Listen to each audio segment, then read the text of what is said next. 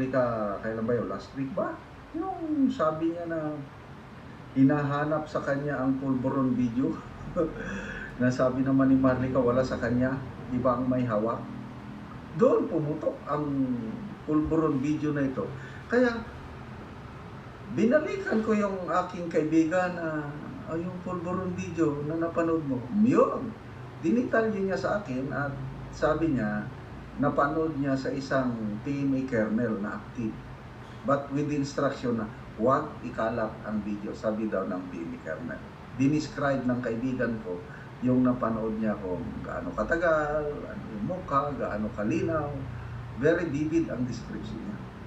Ito ngayon, kaninang umaga ko lang nalaman sa aking mga sources, sa NICA, National Intelligence Coordinating Agency. Trabaho nila yan, magman-man.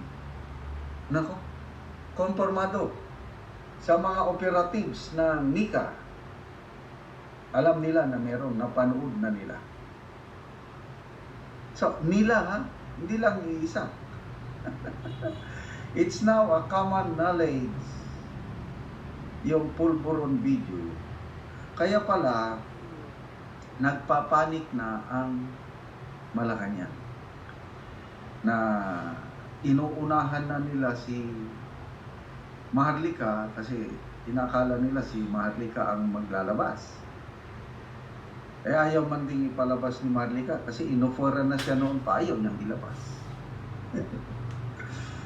Madam Maharlika, tanggapin mo na yung ano. Tanggapin mo na yung video, ilabas mo na. Simulan mo naman lang ang laban eh.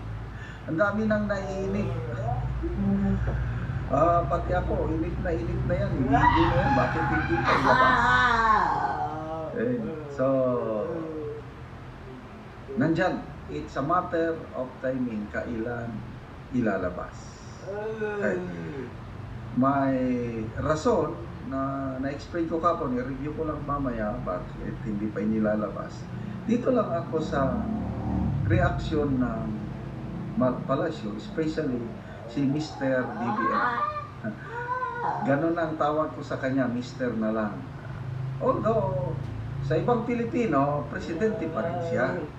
Ako, freedom of expression as a person, dahil pumirma na ako sa manifesto na sinimulan ni Captain Dado, withdrawing my support to Ferdinand Marcos Jr. as President, edi Mr. na lang.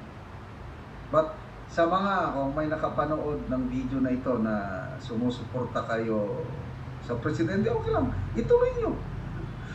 Walang basagan ng trip. Basta yun lang ang aking pananaw sa buhay na he is not fit anymore to become the president.